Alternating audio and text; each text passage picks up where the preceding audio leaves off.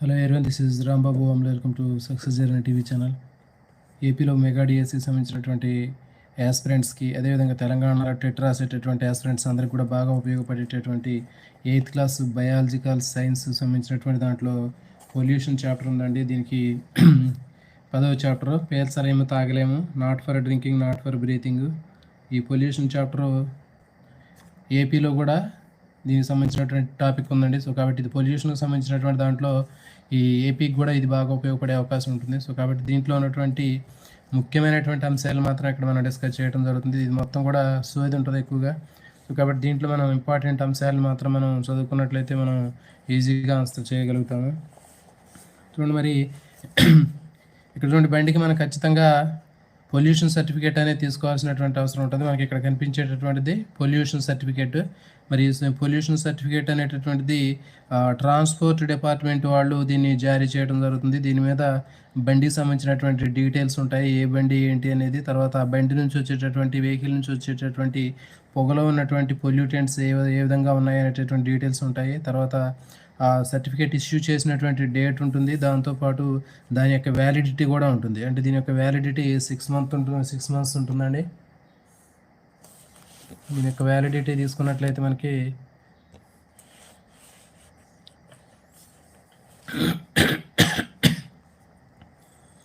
చూడండి, ఈ డీటెయిల్స్ మనకి ఇక్కడ క్లియర్గా కనిపిస్తున్నాయి. ట్రాన్స్పోర్ట్ డిపార్ట్మెంట్ మరి పొల్యూషన్ సర్టిఫికేట్ని ఇష్యూ చేసేది ఎవరు అని గతంలో డిఎస్సిలో అడగటం జరిగిందండి. సో కాబట్టి మరి పొల్యూషన్ సర్టిఫికేట్ని ప్రొడ్యూస్ చేసేటటువంటిది, ఇచ్చేటటువంటిది, ఇష్యూ చేసేది పొల్యూషన్ డిపార్ట్మెంట్ అని చాలామంది పెట్టడం జరిగింది. కానీ దీనికి సరైన సమాధానం ఏంటంటే ట్రాన్స్పోర్ట్ డిపార్ట్మెంట్ అనేది పొల్యూషన్ కంట్రోల్ సర్టిఫికేట్ని ఇవ్వటం జరుగుతుంది. దీనికి సంబంధించినటువంటి ఏ ఫ్యూయల్ని యూజ్ చేస్తున్నారు, తర్వాత దాంట్లో వాడేటటువంటి కెమికల్ ఫ్యూయల్ ఏముంది, దాంట్లో పెట్రోలా డీజిలా, తర్వాత బైక్కి సంబంధించినటువంటి డీటెయిల్స్, ఆ పొల్యూషన్ సర్టిఫికేట్ ఎప్పుడు ఇష్యూ చేశారు, తర్వాత బైక్కి సంబంధించినటువంటి డీటెయిల్స్, బైక్కి సంబంధించినటువంటి పర్సన్కి సంబంధించినటువంటి డీటెయిల్స్ అన్నీ కూడా మనకి ఇక్కడ ఉండటం జరుగుతుంది. దీంట్లో వచ్చేటటువంటి పొల్యూటెంట్స్ అనేవి ఏ పర్సెంటేజ్లో వస్తున్నాయి అనేటటువంటిది కూడా మనకి ఇక్కడ ఉంటుందండి. ఇక చూడండి, ఇక్కడ మనకి తీసుకున్నట్లయితే కార్బన్ మోనాక్సైడ్ 3.5% ఉంది. నెక్స్ట్ వచ్చేసి యాక్చువల్ 0.03 ఉండాలి, కానీ 3.5% అనేది అక్కడ ఉంది మనకి. నెక్స్ట్ హైడ్రోకార్బన్స్ 0.825 ఉండాలి, ఇక్కడ 4.5% కనిపిస్తుంది. వ్యాలిడిటీ 6 months టైం ఉంది ఇక్కడ. నెక్స్ట్ సో ఈ విధంగా మనకి ఈ డీటెయిల్స్ అనేవి, వ్యాలిడిటీ అప్డేట్ అనేటటువంటిది మళ్ళీ ఎప్పుడు చేసుకోవాలనేది ఇక్కడ మనకి డీటెయిల్స్ అనేవి కనిపిస్తున్నాయి. సో కాబట్టి ఈ విధంగా మనకి ఈ పొల్యూషన్ సర్టిఫికేట్ అనేది దాన్ని మనం అబ్జర్వ్ చేసినట్లయితే ఈ పొల్యూషన్ సర్టిఫికేట్కి సంబంధించినటువంటి క్వశ్చన్స్ అనేవి మనకి ఇక్కడ ఇవ్వటం జరిగింది. కాలుష్య నియంత్రణ సర్టిఫికేట్ ఏ డిపార్ట్మెంట్ వాళ్ళు జారీ చేస్తారంటే ట్రాన్స్పోర్ట్ డిపార్ట్మెంట్ వాళ్ళు జారీ చేస్తారండి, పొల్యూషన్ డిపార్ట్మెంట్ వాళ్ళు కాదు. నెక్స్ట్ ఈ సర్టిఫికేట్ వ్యాలిడిటీ ఎంత అంటే 6 months ఉంటుంది.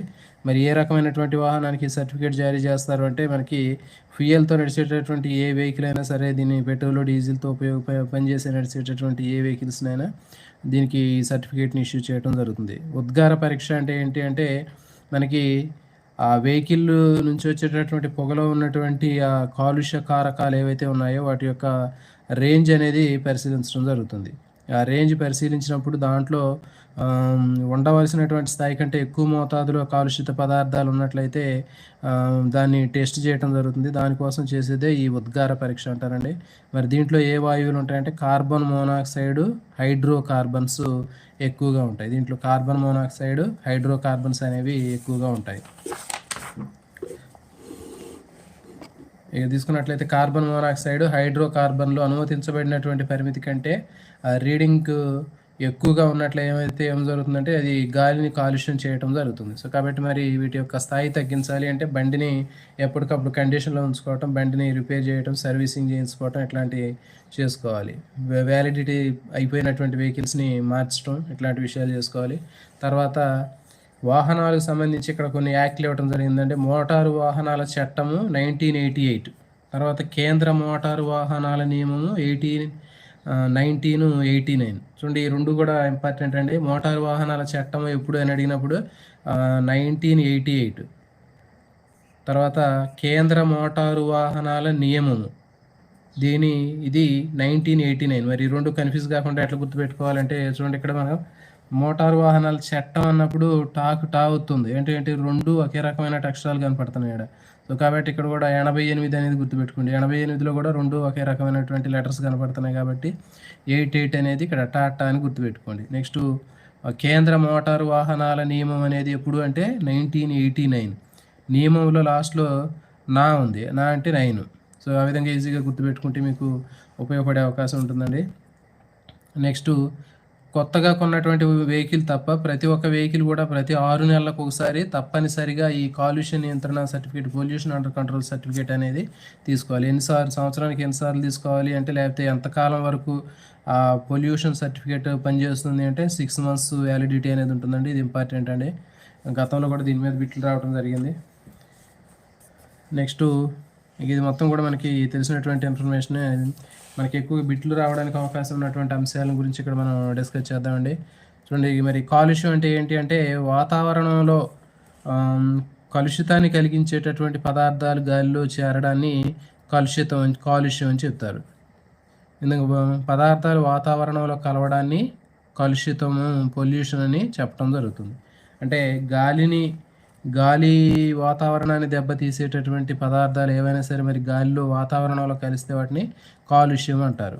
ఆ కాలుష్యాన్ని కలిగించేటటువంటి పదార్థాలని కలుషిత పదార్థాలు, కాలుష్య కారకాలు అంటారు. ఎటువంటి వాతావరణానికి గాలి, నీరు, నేల హాని కలగజేసే పదార్థాలు చేరికనే కాలుష్యం అంటారు. ఇక్కడ మనకి కంప్లీట్ దీనికి సంబంధించిన నిర్వచనం ఇవ్వడం జరిగింది.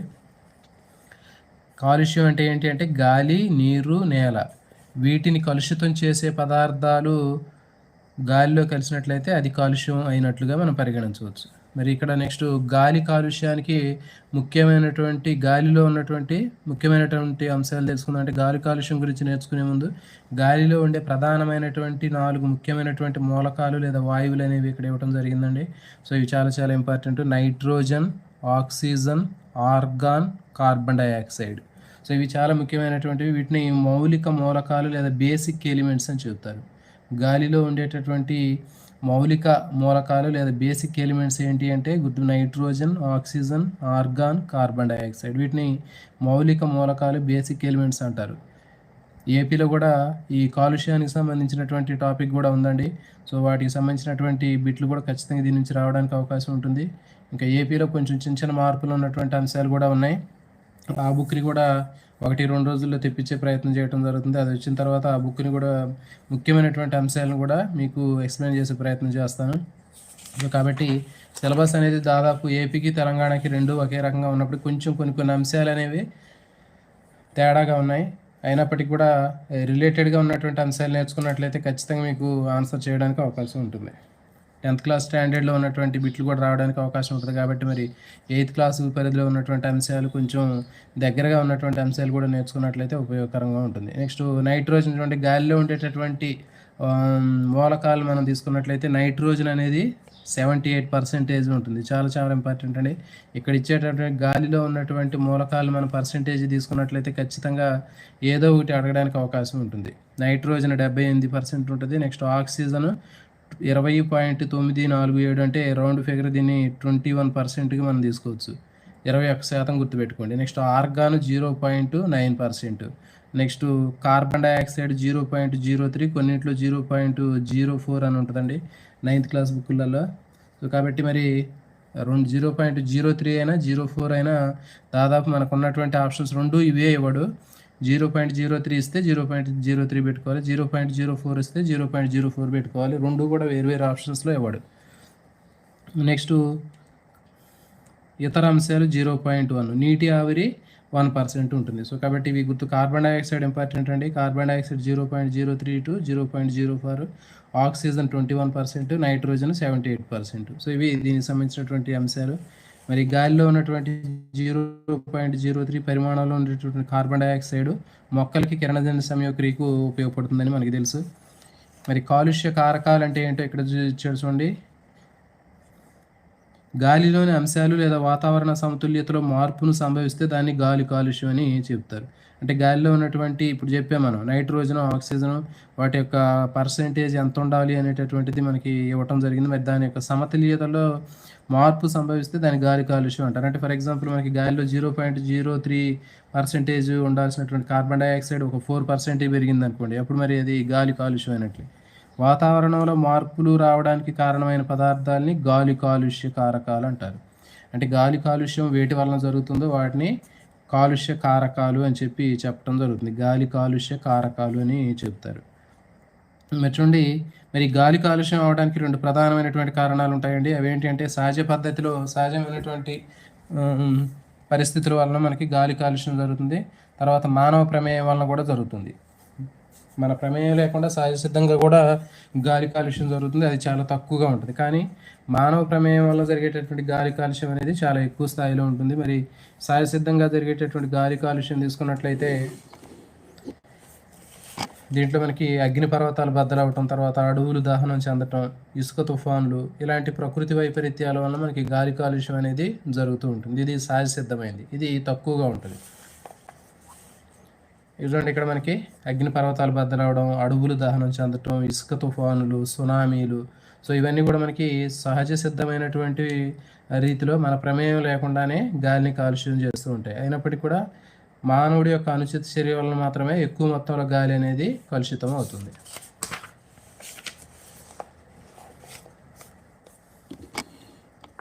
చూడండి, మరి ఈ గాలి కాలుష్యం అవటం వల్ల ఏంటంటే శ్వాస సంబంధమైనటువంటి జబ్బులు, క్యాన్సర్ లాంటి వ్యాధులు ఎక్కువగా రావడానికి అవకాశం ఉంది.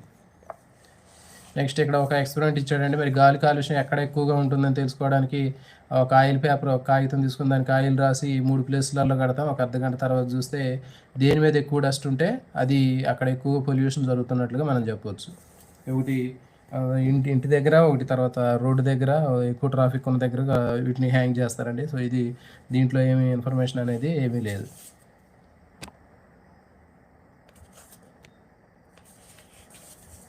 నెక్స్ట్ గాలి కాలుష్య కారకాలు.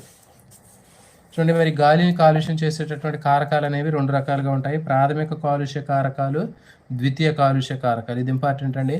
మరి గాలిని కాలుష్యం చేసేటటువంటి కారకాలు 2 రకాలుగా ఉంటాయని చెప్పాము. ప్రాథమిక కాలుష్య కారకాలు, ద్వితీయ కాలుష్య కారకాలు. Primary pollutants, secondary pollutants. మరి ప్రాథమిక కాలుష్య కారకాలు అంటే చూడండి, ఇంధనాలు మండించడం వల్ల కానివ్వండి, లేకపోతే పరిశ్రమల నుంచి విడుదలయ్యేటటువంటి పదార్థాల వల్ల కానీ గాలి కాలుష్యం అయితే దాన్ని ప్రాథమిక కాలుష్యత కారకాలు అంటారు, ప్రైమరీ పొల్యూటెంట్స్ అంటారు. పరిశ్రమల నుంచి కానివ్వండి, లేకపోతే వాహనాలు నుంచి వచ్చేటటువంటి ఇంధనాన్ని మండించడం వల్ల వచ్చేటటువంటి వాటి వల్ల కానీ గాలి కాలుష్యం అయితే వాటిని ప్రాథమిక కాలుష్య కారకాలు అంటారు. మరి అట్లా కాకుండా ఈ ఈ మూలకాలు ఏవైతే కలుషిత పదార్థాలు గాలిలోకి పోయి గాలిలో ఉన్నటువంటి మూలకాలతోటి చర్య జరపడం వల్ల వేరే పదార్థం ఏర్పడితే దాన్ని ద్వితీయ కాలుష్య కారకాలు అంటారు. సో ఫర్ ఎగ్జాంపుల్ పరిశ్రమల నుంచి కానివ్వండి, లేకపోతే వాహనాల నుంచి వెలువడేటటువంటి కొన్ని కలుషిత పదార్థాలు గాలిలో పోయిన తర్వాత గాలిలో మనకి నైట్రోజను, ఆక్సిజను, ఇవంటి కార్బన్ డయాక్సైడ్ ఉంటాయని చెప్పాం. వీటితోటి చర్య జరిపి ఇంకో కొత్త పదార్థం ఏర్పడింది. సో అప్పుడు వాటిని ఏమంటారంటే ద్వితీయ కాలుష్య కారకాలు, సెకండరీ పొల్యూటెంట్స్ అంటారు. వాహనాల నుంచి, తర్వాత పరిశ్రమల నుంచి వచ్చి గాలిని కలుషితం చేసేటటువంటి వాటిని ప్రాథమిక కాలుష్య కారకాలు అంటే. అట్లా కాకుండా కొన్ని ఏమవుతాయంటే ప్రాథమిక కాలుష్య కారకాలు గాలిలో ఉన్నటువంటి నైట్రోజను, ఆక్సిజన్, కార్బన్ డయాక్సైడ్ వీటితోటి చర్య జరిపి మళ్ళీ ఒక కొత్త పదార్థం తయారైంది. సో దీన్ని ఏమంటారంటే ద్వితీయ కాలుష్య కారకాలు, సెకండరీ పొల్యూటెంట్స్ అంటారు. నెక్స్ట్ ప్రకృతి వైపరీత్యాలు తీసుకున్నట్లయితే అడవులు దహనం వల్ల కార్బన్, బూడిద విడుదలై గాలి కాలుష్యం అవుతుంది. నెక్స్ట్ అగ్నిపర్వతాలు బద్దలైనప్పుడు కూడా మనకి చాలా రకాలైనటువంటి వాయువులు, బూడిద కూడా గాలిలోకి విడుదలై గాలి కాలుష్యం జరుగుతూ ఉంటుంది. నెక్స్ట్ కుళ్ళినటువంటి జీవ సంబంధమైన వ్యర్థ పదార్థాల నుంచి అమ్మోనియా వాయువు విడుదలవుతుంది. ఇది ఇంపార్టెంట్ అండి.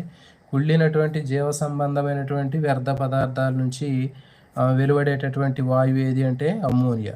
ఇది గాలిని కాలుష్యం చేస్తుంది. దీన్ని గుర్తుపెట్టుకోండి, అమ్మో అని గుర్తుపెట్టుకోండి. కుళ్ళిపోయినటువంటి జీవ సంబంధమైనటువంటి వ్యర్థ పదార్థాల నుంచి అమ్మోనియా అనేటటువంటి వాయువు వెలువడుతుంది. నెక్స్ట్ నీటిలో కుళ్ళిన వ్యర్థ పదార్థాల నుంచి మీథేన్ వాయువు విడుదలయ్యి కాలుష్య కారకంగా మారుతుంది. ఇది కూడా గుర్తుపెట్టుకోండి అండి. కుళ్ళినటువంటి వ్యర్థ పదార్థాల నుంచి మీథేన్ అనే వాయువు కూడా వెలువడుతుంది. నెక్స్ట్ మొక్కలలో పుష్పాల నుంచి విడుదలయ్యేటటువంటి పుప్పొడి రేణువులు లేదా పరాగ రేణువులు కూడా గాలిని కాలుష్యం చేస్తూ ఉంటాయి. నెక్స్ట్ ఇంధనాలు. మానవ చర్య వల్ల గాలి ఏ విధంగా కాలుష్యం తీసుకున్నట్లయితే దీంట్లో మనకి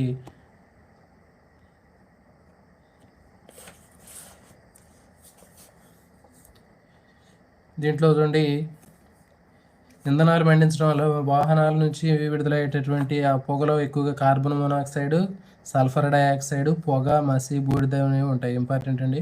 ఇంధనాలు మండించడం వల్ల వెలువడేటటువంటి వాయువులు ఏంటంటే దాంట్లో కలుషిత పదార్థాలు carbon monoxide CO, carbon monoxide, sulphur dioxide, పొగ, బూడిద.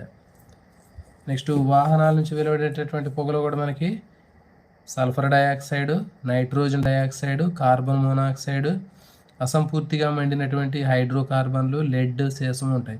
దీంట్లో సల్ఫర్ డైఆక్సైడ్ గుర్తుపెట్టుకోండి. వాహనాల నుంచి వెలువడే పొగలో ఎక్కువగా మనకి సల్ఫర్ డైఆక్సైడ్ అనేది ఉంటుంది. నైట్రోజన్ డైఆక్సైడ్, సల్ఫర్ డైఆక్సైడ్లు ఎక్కువగా ఉంటాయి.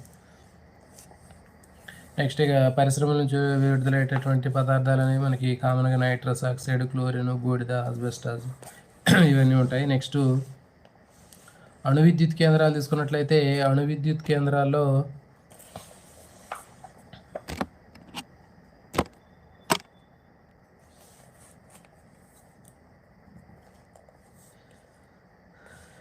చెర్నోబిల్ దుర్ఘటన ఇది ఇంపార్టెంట్ అండి.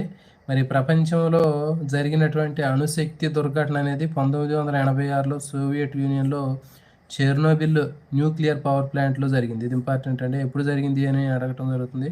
చెర్నోబిల్ దుర్ఘటన అనేది 1986లో జరిగింది. మరి అక్కడ న్యూక్లియర్ పవర్ ప్లాంట్ ఎక్కువ వేడికి కరిగిపోయి రేడియోధార్మిక పదార్థాలు బయటికి విడుదలవటం జరిగింది. మరి దానివలన చాలామందికి 5 మిలియన్లు పైగా రష్యన్లు క్యాన్సర్కి గురయ్యారు. అదేవిధంగా అడవులు నాశనం అయ్యాయి, ఇంకా పంట పొలాలు కూడా నాశనం అయ్యాయి. సో ఇది దీనికి సంబంధించినటువంటి దీంట్లో మనం గుర్తుపెట్టుకునేది చెర్నోబిల్ దుర్ఘటన అనేది సోవియట్ యూనియన్లో చెర్నోబిల్ అనే దాంట్లో న్యూక్లియర్ పవర్ ప్లాంట్ అధిక వేడికి కరిగిపోవడం వల్ల మనకి అక్కడ దాని నుంచి రేడియేషన్ అనేది బయటకు వచ్చింది.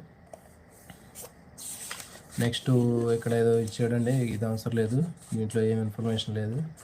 నెక్స్ట్ విద్యుత్ ఉత్పత్తి కేంద్రాలు చూడండి. మరి ఎక్కువగా మనకి కరెంటును తయారు చేసేటటువంటి పవర్ని ప్రొడ్యూస్ చేసేటటువంటి పవర్ జనరేషన్ ప్లాంట్స్ తీసుకున్నట్లయితే ఎక్కువగా మనకి బొగ్గు నుంచి తర్వాత నీటి నుంచి బొగ్గు నుంచి ఎక్కువగా కరెంట్ తయారు చేస్తుంటారండి. థర్మల్ పవర్ ప్లాంట్స్ కానివ్వండి, తర్వాత యురేనియంతో తయారు చేసేటటువంటి రేడియోధార్మిక పదార్థాలతోటి విద్యుత్తును ఉత్పత్తి చేసేటటువంటి అటామిక్ పవర్ ప్లాంట్స్ అనేవి ఎక్కువగా ఉన్నాయి. ఇంకా వీటితో పాటు గాలి నుంచి, సముద్ర ఫలాల నుంచి కూడా మనకి కరెంట్ తయారు చేస్తుంటారు.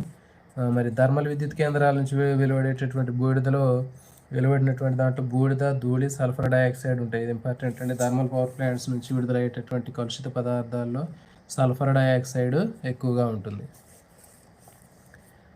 నెక్స్ట్ ఎరువులకు సంబంధించినటువంటి పురుగు మందులకు సంబంధించినటువంటి తీసుకున్నట్లయితే ఎక్కువగా మరి చూడండి, దీంట్లో కూడా ఏమీ లేదండి. ఇక్కడ పంట పొలాలకు వేసేటటువంటి ఎరువులు కూడా మనకి కాలుష్యాన్ని కలగజేస్తున్నాయి.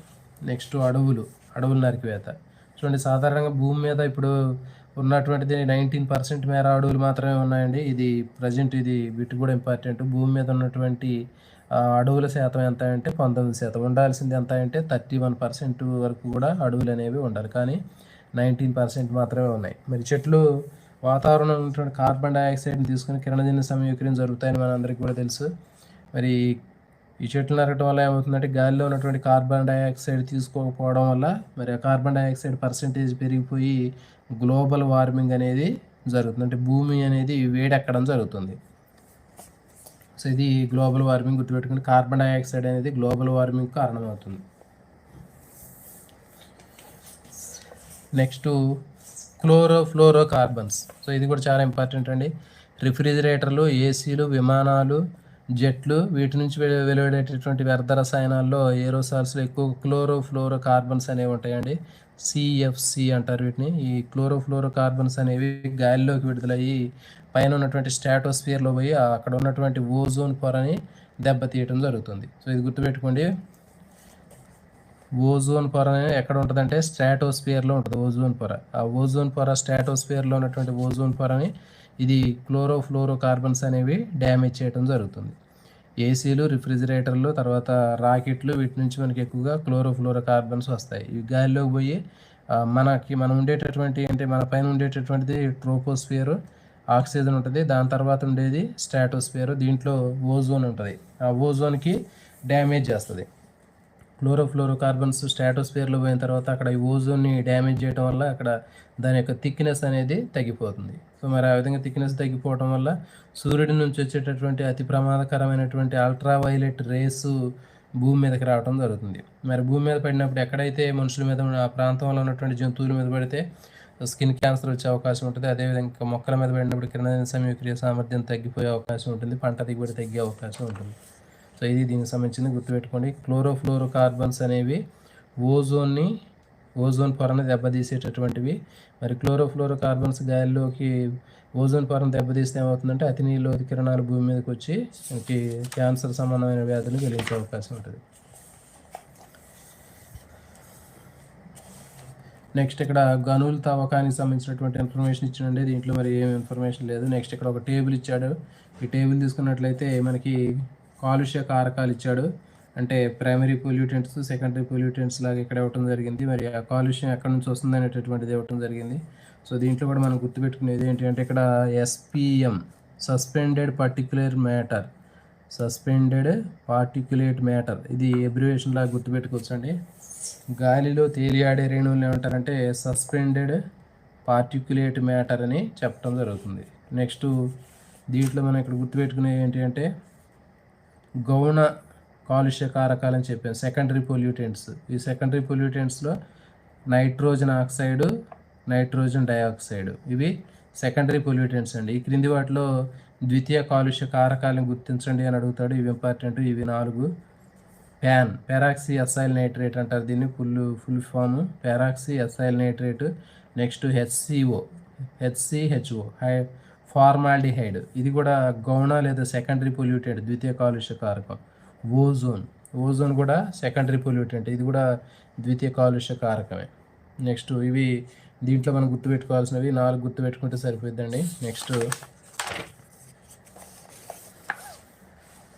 చూడండి, ఇక్కడ తాజ్మహల్కి సంబంధించినటువంటి ఇన్ఫర్మేషన్ ఇవ్వడం జరిగింది. మరి తాజ్మహల్ అనేది మనకి ఒక అద్భుతమైనటువంటి కట్టడం. ప్రపంచ వింతల్లో మనకి ఆ తాజ్మహల్ కూడా ఒకటి ఉంది, 7 వింతల్లో. మరి అద్భుతమైనటువంటి తాజ్మహల్ అనేది గాలి కాలుష్యం వల్ల ఇది మొత్తం కూడా దాని యొక్క అందం అనేది మొత్తం కూడా చెదిరిపోతుంది. మరి దానికి కారణం ఏంటంటే దాని చుట్టుపక్కల ఉన్నటువంటి రకరకాలైనటువంటి పరిశ్రమలు కానివ్వండి, రసాయన ఇనుము సంబంధమైన పరిశ్రమలు, మధురలో ఉన్నటువంటి నూనె శుద్ధి కర్మాగారం నుంచి వచ్చేటటువంటి సల్ఫర్ డైఆక్సైడ్, నైట్రోజన్ డైఆక్సైడ్, పొగ, దుమ్ము, మసి, ఇవి దాని ముఖ్యమైనటువంటి కారణాలు. గుర్తుపెట్టుకోండి, దానికి మధుర నూనె శుద్ధి కర్మాగారం అనేది మనకి ఎక్కువగా ఈ తాజ్మహల్ అందాన్ని డ్యామేజ్ చేస్తున్నాయి. దీంట్లో ఉండేవి ఏంటంటే సల్ఫర్ డైఆక్సైడ్, నైట్రోజన్ డైఆక్సైడ్, పొగ, దుమ్ము, మసి వంటివి దాంట్లో ఉంటాయి. నెక్స్ట్ మరి ఇవన్నీ కూడా గాలిలో కలిస్తే ఏమవుతుందంటే గాలిలో ఉన్నటువంటి తేమతో చర్య జరిపినప్పుడు ఆమ్ల వర్షాలు అనేవి కురవటం జరుగుతుంది. కాబట్టి మరి ఆమ్ల వర్షాలకు కారణం ఏంటంటే సల్ఫర్ డైఆక్సైడ్, నైట్రోజన్ డైఆక్సైడ్. గుర్తుపెట్టుకోండి, ఇవి ఆమ్ల వర్షాలు కలిగిస్తాయి. సల్ఫర్ డైఆక్సైడ్, నైట్రోజన్ డైఆక్సైడ్లు ఆమ్ల వర్షాలకి కారణం. మరి ఆమ్ల వర్షాలు ఈ పాలరాతి కట్టడం అయినటువంటి తాజ్మహల్ మీద పట్టడం వల్ల ఏమవుతుందంటే దానిపైన ఉన్నటువంటి పాలరాయి పైన గారలాగా ఏర్పడి దాని యొక్క అందం మొత్తం కూడా డ్యామేజ్ అయిపోయి పసుపు రంగులోకి వచ్చే అవకాశం కనిపిస్తుంది.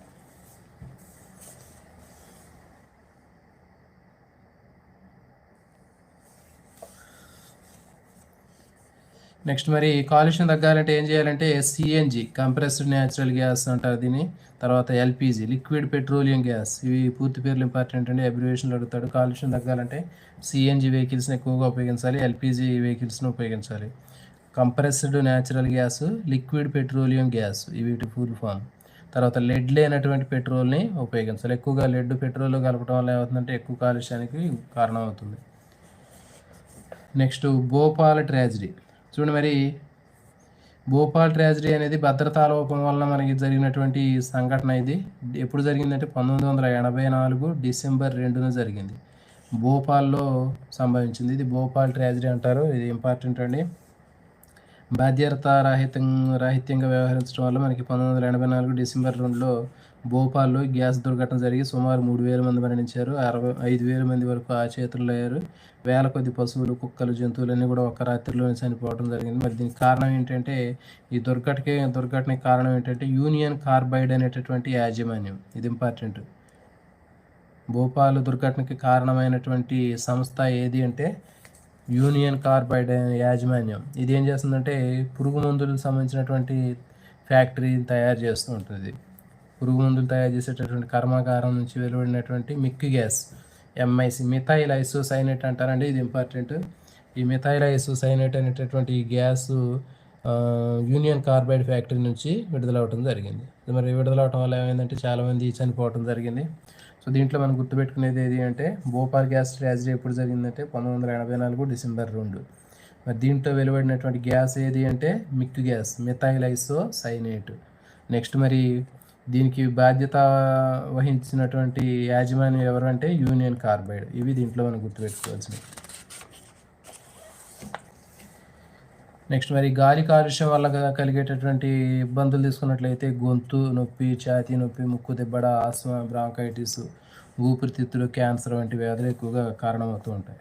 Next WHO World Health Organization దాని పూర్తి పేరు. నెక్స్ట్ ఇదంతా సోది ఉందండి. నెక్స్ట్ ఇంకా ఏంటంటే ఇక్కడ తీసుకున్నట్లయితే మనకి పాదరసం. మినీమెటా అనేటటువంటి వ్యాధికి కారణమయ్యేటటువంటి లోహం ఏది అంటే పాదరసం. ఇంపార్టెంట్ అండి ఇది. ఇది నాడీ వ్యవస్థ నరాలను దెబ్బతీసేటటువంటి పరిస్థితి సంభవిస్తుంది దీనివలన. పాదరసం మెర్క్యూరీ అనేది మినీమెటా వ్యాధికి కారణమవుతుంది. ఇంపార్టెంట్ ఇది. Next hydrogen sulphide. మరి హైడ్రోజన్ సల్ఫైడ్ తీసుకున్నట్లయితే దీంట్లో మనకి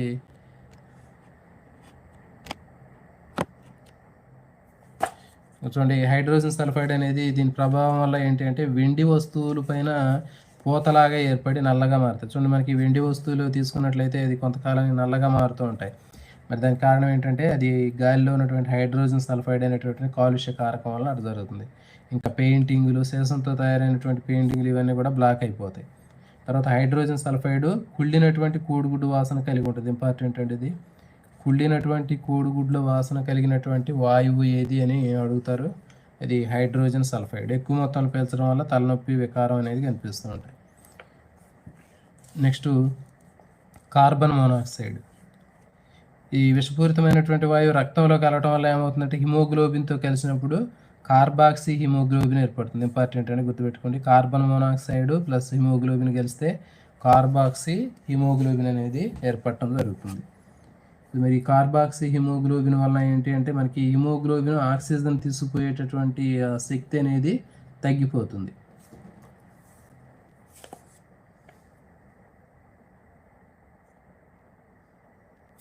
సో ఇది ఇంపార్టెంట్ అండి, గుర్తుపెట్టుకోండి. రక్తంలో ఆక్సిజన్ తీసుకువెళ్ళేటటువంటి రవాణా చేసేది హిమోగ్లోబిన్. మరి ఎప్పుడైతే మనం పీల్చేటటువంటి ఆక్సిజన్ బదులుగా కార్బన్ డైఆక్సైడ్ మనం పీలుస్తామో ఆ పీల్చినటువంటి కార్బన్ మోనాక్సైడ్ ఏమవుతుందంటే లంగ్స్లో పోవటం వల్ల ఏమవుతుంది హిమోగ్లోబిన్ యాజిటీస్గా ఆక్సిజన్ బదులుగా కార్బన్ డైఆక్సైడ్ తోటి బైండ్ అయ్యి కార్బాక్సీ హిమోగ్లోబిన్ అనేది ఏర్పడి అది శరీరంలో కణజాలాలకు వెళ్ళటం జరుగుతుంది. సో కాబట్టి అప్పుడు ఏమవుతుందంటే శ్వాస సంబంధమైనటువంటి సమస్యలు వచ్చి ఊపిరాడక చనిపోయే అవకాశం ఉంటుంది. ఇక గాలి కాలుష్యం వల్ల ఓజోన్ పొర క్షీణించడం, తర్వాత గ్రీన్ హౌస్ ఎఫెక్టు, భూతాపం పెరగడం, ఇవన్నీ దీనికి సంబంధించినటువంటివి. నెక్స్ట్ ఇంకా దీంట్లో తీసుకున్నట్లయితే ఇక్కడ మనకి గాలి కాలుష్యం తగ్గించడానికి ఏం చేయాలి, దీంట్లో మనం దీనికి ఏంటి అంటే ఎలక్ట్రోస్టాటిక్ ప్రెసిపిటేటర్స్, వీటిని చిమినీల్లో పరిశ్రమల్లో ఉన్నటువంటి చిమినీల్లో ఏర్పాటు చేసుకోవాలి. ఇవన్నీ ఏంటంటే మనకి థియరీ టైప్ క్వశ్చన్కి ఆన్సర్లకు ఉపయోగపడతాయండి. దీంట్లో మనకి ఎగ్జామినేషన్ పాయింట్ ఆఫ్ వ్యూలో ఇక్కడ మనకి ఏం బిట్లు అనేవి పెద్దగా ఏమి లేవు. తర్వాత ఈ వాహనాల నుంచి వెలువడేటటువంటి వాయు కాలుష్యాన్ని తగ్గించడానికి సిఎన్జి కంప్రెస్డ్ న్యాచురల్ గ్యాస్ని వాడతారు. ఇది ఇంపార్టెంట్, అబ్రివేషన్ అడుగుతాడండి. సిఎన్జి పూర్తి పేరు అంటాడు కంప్రెస్డ్ న్యాచురల్ గ్యాస్. నెక్స్ట్ ఇంట్లో వాడేటటువంటి ఎల్పిజి లిక్విడ్ పెట్రోలియం గ్యాస్, ఇది కూడా పూర్తి పేరు అడుగుతాడు, ఇంపార్టెంట్. నెక్స్ట్ ఇదంతా ఇక సోదే ఉంది. నెక్స్ట్ నీటి కాలుష్యం తీసుకున్నట్లయితే నీటి కాలుష్యాలు కూడా దీంట్లో మనం చర్చించాల్సినటువంటి ఇంపార్టెంట్ అంశాలు కూడా ఇక్కడ ఏమీ కనపట్టలేదు. దీంట్లో ఏదో బాక్స్ ఇచ్చాడు, దీంట్లో కేస్ స్టడీ పటాన్ చెరువు ఇచ్చాడు. దీంట్లో పాయింట్ ఉందండి, సాధారణ వ్యర్థాల శుద్ధి కేంద్రాలు సక్రమంగా నిర్వహించడం. అంటే సిఈటిపి అనేది ఎబ్రివేషన్ అడిగే అవకాశం ఉంటుంది. అంటే కామన్ ఎఫ్లూయెంట్ ట్రీట్మెంట్ ప్లాంట్. ఇది కామన్ ఎఫ్లూయెంట్ ట్రీట్మెంట్ ప్లాంట్ అంటే సాధారణ వ్యర్థ పదార్థాలు వచ్చేటప్పుడు మనకి చెరువులో ఉన్నటువంటి వ్యర్థ పదార్థాలు కానివ్వండి, వాటిలో ఉన్నటువంటి రకరకాలైనటువంటి వ్యర్థ పదార్థాలని నీటిని శుద్ధి చేయడానికి ఏం చేస్తారంటే ట్రీట్మెంట్ ప్లాంట్స్ ఉంటాయి. వాటిని ఏమంటారంటే కామన్ ఎఫ్లూయెంట్ ట్రీట్మెంట్ ప్లాంట్ అని చెప్తారు. సో ఇది ఎబ్రివేషన్కి అడగడానికి అవకాశం ఉంటుంది. నెక్స్ట్ ఇక్కడ ఏం ఇచ్చాడు, మనకి ఏదో ఒక టేబుల్ ఇచ్చాడు. దీంట్లో ఏమి లేవండి. ఇది ఒక ఇన్ఫర్మేషన్ ఎక్స్పెరిమెంట్కి సంబంధించింది. నెక్స్ట్ నీటి కాలుష్యం అంటే ఏమిటి, ఇదంతా కూడా సో ఇదే ఉంది. ఇందులో ఒక బిట్ కూడా ఉపయోగపడే పెట్టలేదు కూడా మూసీ నది.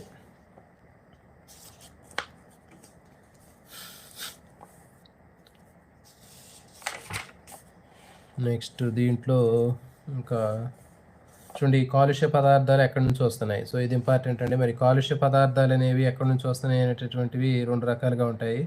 నీటి కాలుష్యం జరగడానికి రెండు ప్రధాన కారణాలు ఉన్నాయి. నిర్దిష్ట కాలుష్య కారకాలు, డెఫినెట్ సోర్సెస్ అంటారు. నెక్స్ట్ నాన్ డెఫినెట్ సోర్సెస్, అనిర్దిష్ట కాలుష్య కారకాలని చెప్పడం జరుగుతుంది. అంటే నిర్దిష్ట కాలుష్య కారకాలు అంటే కలుషిత పదార్థాలు ఖచ్చితంగా ఎక్కడి నుంచి వస్తున్నాయో మనం చెప్పగలిగితే దాన్ని నిర్దిష్ట కాలుష్య కారకాలు అంటారు. ఫర్ ఎగ్జాంపుల్ పరిశ్రమల నుంచి వెళ్ళేటటువంటి కలుషిత పదార్థాలు ఇవన్నీ కూడా మనకి నీటిని ఇతరత్ర అన్నింటిని కూడా కలుషితం చేస్తూ ఉంటాయి.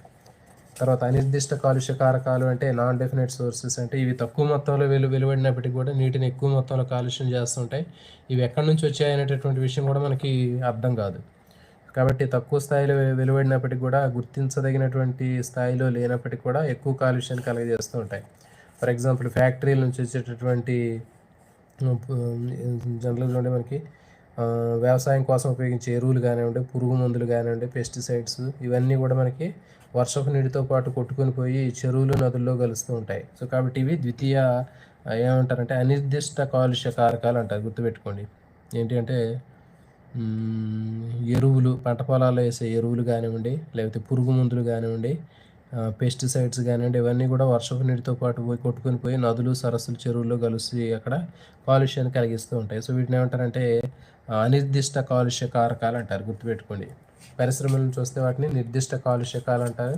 తర్వాత అట్లా కాకుండా ఈ పంట పొలాల్లో వేసేటటువంటి ఎరువులు, పురుగు మందులు ఇవి చెరువుల్లో కలిసినట్లయితే వాటిని అనిర్దిష్ట కాలుష్య కారకాలు అంటారు. నెక్స్ట్ నేలలో కలిసేటటువంటి వ్యర్థ పదార్థాలు చూడండి. మరి జీవ సంబంధమైన వ్యర్థాలు, ముఖ్యంగా మానవ జంతు సంబంధమైన వ్యర్థాలు ఉంటాయి. మరి దీంట్లో అంటే జీవ సంబంధమైనటువంటి వ్యర్థ పదార్థాల్లో మనుషులు విడుదల చేసేటటువంటి వ్యర్థ పదార్థాలు, జంతువులకు సంబంధించినటువంటి వ్యర్థ పదార్థాలు ఉంటాయి. మరి జీవ సంబంధమైనటువంటి వ్యర్థాలు నీటి పంపిణీ వ్యవస్థలోకి ప్రవేశిస్తే నీరు కలుషితం అవుతుంది. ఫర్ ఎగ్జాంపుల్ నీటిలోకి జంతు సంబంధమైన వ్యర్థ పదార్థాలు కలవటం వల్ల నీరు అనేది కలుషితం అవుతుంది. మరి ఈ వ్యర్థ పదార్థాలు బ్యాక్టీరియాలకి శక్తి వనరుగా ఉపయోగపడుతుంది. సో ఎప్పుడైతే నేలలో జంతు సంబంధమైన తర్వాత మానవ సంబంధమైన వ్యర్థ పదార్థాలు నేలలో పోతాయో వెంటనే బ్యాక్టీరియాలకు కావాల్సినటువంటి శక్తి కోసం ఆ వచ్చినటువంటి వ్యర్థ పదార్థాలు ఏవైతే ఉన్నాయో జంతు సంబంధమైనటువంటి వ్యర్థ పదార్థాలు, మల పదార్థాలు, వాటిని ఏం చేస్తాయంటే వనరుగా ఉపయోగించుకుంటాయి. ఆ బ్యాక్టీరియాలు ఆర్గానిక్ కార్బన్ కోసం వాటి మీద ఆధారపడతాయి. సో కాబట్టి అవి ఏం చేస్తాయంటే వాటికి కావాల్సినటువంటి శక్తిని తీసుకొని కార్బను, నీటి ఆవిరి, మరి కార్బన్ డైఆక్సైడ్గా బయటికి పంపించడం జరుగుతుంది.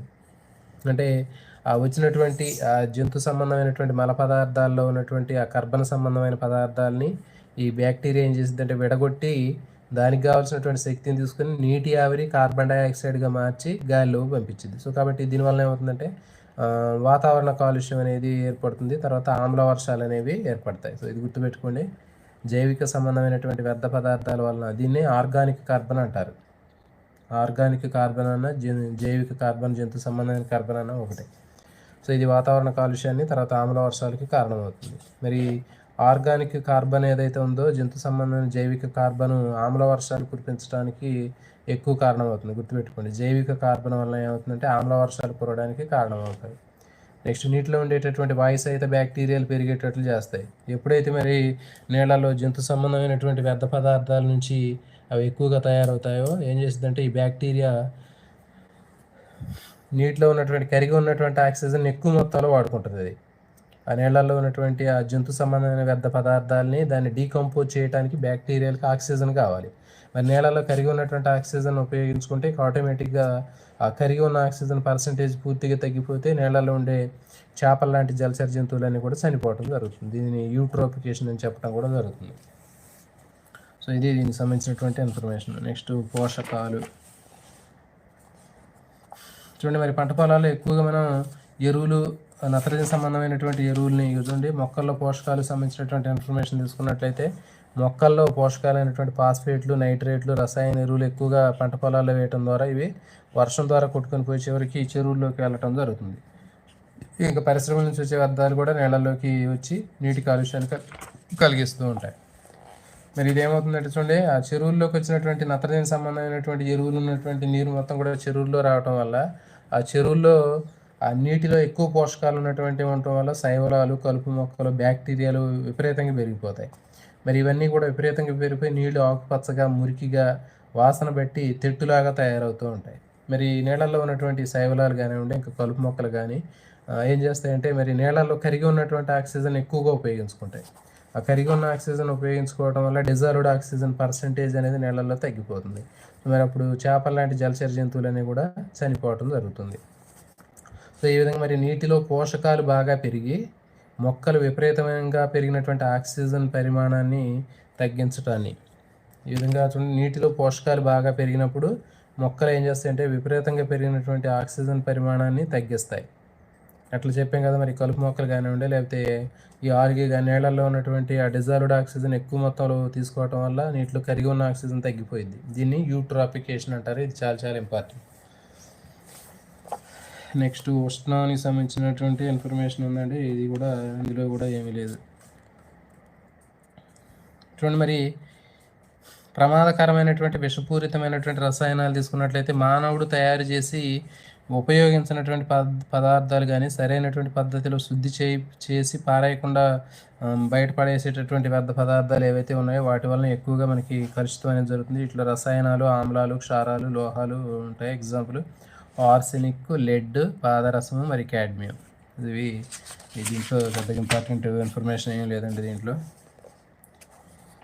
వాహనాలు సర్వీసింగ్ చేసేటప్పుడు దాని నుంచి వచ్చేటటువంటి ఒక చుక్క ఇంజిన్ ఆయిల్ 25 లీటర్ల నీటిని కలుషితం చేస్తుంది. సో ఇక్కడ ఏం లేదండి.